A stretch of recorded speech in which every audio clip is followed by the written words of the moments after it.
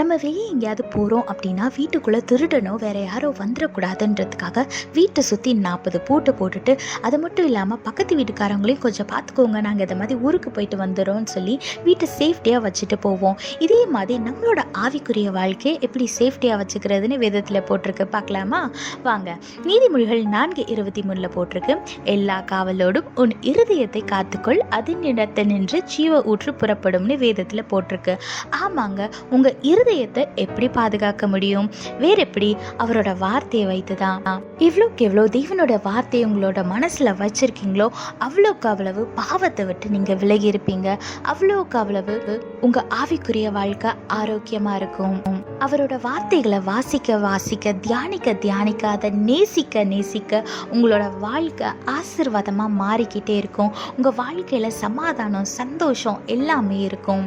அதுக்கு தேவனோட வார்த்தையை உங்களோட இருதயத்துல சேவ் பண்ணி வச்சுக்கோங்க. உங்க இருதயத்தை தேவனோட வார்த்தையை கொண்டு பாதுகாத்து கொள்ளுங்க. ஆசீர்வாதமான வாழ்க்கை வாழுங்க. கர்த்தர் உங்களோடு கூட இருந்து உங்களை ஆசீர்வதித்து பாதுகாத்து வழி நடத்துவாராக. ஆமேன். Whenever you're going out, you will lock your house and check it again and again whether it is locked properly or not. Likewise, in our life, we should protect our spiritual life. Look what the Bible says in Proverbs chapter 4 verse 23.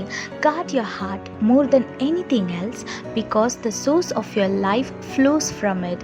Yes, you should protect your heart more than protecting anything else in this world. You should guard your heart with the word of God. Whenever you read the word of God, the word will change your heart and it will protect your heart to stay away from sin. So read the word of God as much as you can, and when you don't understand it, ask our God and He will help you understand it. So fill your heart with His words, stay away from sin, and guard your heart and live a blessed life.